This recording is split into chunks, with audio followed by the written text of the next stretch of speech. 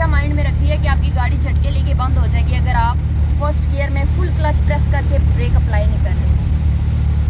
Second, third और fourth gear में आपकी ब्रेक का और गाड़ी रोकने का और सारे प्रोसेस डिफरेंट होते हैं, लेकिन फर्स्ट गियर में हमेशा पहला गियर और पहले क्लच, हमेशा पहले क्लच को प्रेस करें फुल एंड तक, उसके बाद लास्ट पे आपने ब्रेक का इस्तेमाल करना है, क्योंकि क्लच प्रेस करने से आपके जो इंजन से व्हील्स को पावर आती है वो ब्रेक हो जाती है। फिर आप अपने मुताबिक गाड़ी को कमांड्स दे सकते हैं। और स्टीयरिंग बेसिकली क्या है, आपके टायर्स को कमांड देता है कि आपने राइट जाना है या फिर लेफ़्ट जाना है।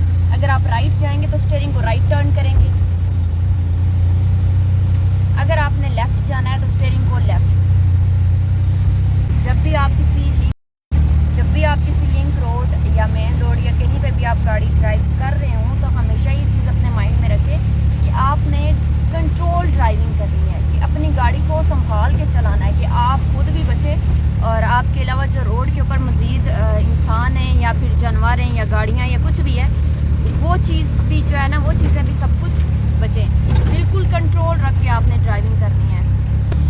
अगर आप क्लच के इस्तेमाल को और क्लच है क्या उसको समझ जाते हैं, स्टीयरिंग पे आपकी ग्रिप आ जाती है, तो आप इजीली ड्राइविंग कर सकते हैं। अच्छा, एक्सीलेटर क्या होता है? ब्रेक तो चले गाड़ी को रोकने के लिए इस्तेमाल की जाती है या स्पीड कम करने के लिए। क्लच जो है वो आपके इंजन से जो व्हील्स को पावर जाता है उसको ब्रेक करता है प्रेस करने पे। हैंड ब्रेक जब आप इंगेज करते हैं तो आपके टायर्स जाम हो जाते हैं, डिसंगेज करते हैं तो वो राउंड की शक्ल में घूमना स्टार्ट कर देते हैं। एक्सीलेटर क्या है, ये जो रेस होती है, पता है आपको? आपको पता है एक्सीलेटर क्या होता है? एक्सीलेटर क्या होता है? अच्छा, ये ठीक है आपकी बात, लेकिन अब जो एक्सीलेटर है वो कैसे, मतलब कि वो क्या होता है कि वो आपकी गाड़ी के चलाने के काबिल होता है आपकी गाड़ी को। उसमें ये चीज़ होती है कि जब भी आप एक्सीलेटर जो है आपका, आप उसको प्रेस करते हैं तो आपकी गाड़ी का जो फ्यूल होता है, पेट्रोल होता है, ठीक है, आपकी गाड़ी का जो फ्यूल होता है वो और जो हवा का प्रेशर होता है वो दोनों का मिक्सचर बनता है, और उस मिक्सचर के बनने के बाद आपकी गाड़ी चलने के काबिल होती है। अक्सर आपने देखा है कि कुछ लोग होते हैं ड्राइविंग कर रहे होते हैं तो उनकी गाड़ी की रेस की आवाज़ बहुत ज़्यादा आ रही होती है, अब वो रेस प्रेस करते हैं। वो जितनी रेस आप प्रेस करेंगे, आवाज़ इसीलिए करती है गाड़ी कि आपने अब रेस प्रेस की है। अब रेस प्रेस करने से आपकी गाड़ी की रेस कैसे बनती है, गाड़ी चलने के काबिल कैसे होती है?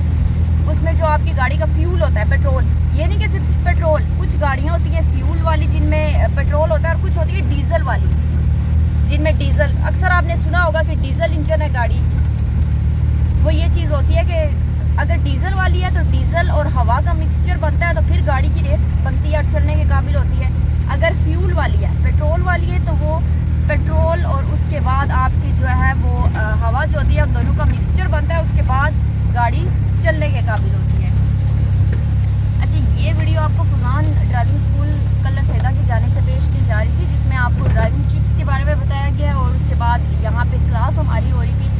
उस क्लास की जो है वो मैंने आपको वीडियो पूरी बना के दिखाई, जिसमें आपको पता चलना चाहिए कि ड्राइविंग करने के दौरान हमें कौन कौन सी चीज़ों की एहतियात करनी चाहिए, और कंट्रोल स्टार्टिंग में जब आप बेसिक पे है तो आपकी कौन कौन सी चीज़ों के ऊपर कंट्रोल होना चाहिए, और जिसमें आपका क्लच आ जाता है, ब्रेक आ जाती है और एक्सीलेटर। और बेसिकली एक्सीलेटर क्या है, ब्रेक क्या है, क्लच क्या है, ये चीज़ें भी आपको बताई गई हैं इसमें। और अगर जब आप गाड़ी रोकते हैं तो हमेशा आपको बताया गया कि फुल क्लच और आपने ब्रेक का इस्तेमाल करना है। फुल क्लच ब्रेक का इस्तेमाल करने के बाद आप अपनी गाड़ी को बंद करने के लिए आपने क्या क्या चीज़ें करनी है, उसमें आपने उसको न्यूट्रल करना है, हैंड ब्रेक का इस्तेमाल करना है और की अपनी तरफ टर्न करनी है। ये 3 चीज़ें होती हैं। लेकिन स्टार्टिंग में आप क्या करते हैं, सबसे पहले गाड़ी को स्टार्ट करते हैं क्लच के प्रेस के साथ। अगर आप न्यू लर्नर हैं, पूरा क्लच प्रेस करें, गाड़ी के ऊपर एक्सीलेटर रखें, गाड़ी को स्टार्ट करें, एक्सीलेटर पे पाऊँ, गाड़ी को स्टार्ट करें, फिर उसके बाद आप गियर अप्लाई करें, फर्स्ट गियर, फिर उसके बाद आपने हैंड ब्रेक डिसंगेज करनी है। जब भी आप गाड़ी रुकी हुई हो, उसको चलाने लगे हों, तो उसके लिए ज़रूरी होता है कि आपने हमेशा फर्स्ट गियर से ही उसको स्टार्ट करना है।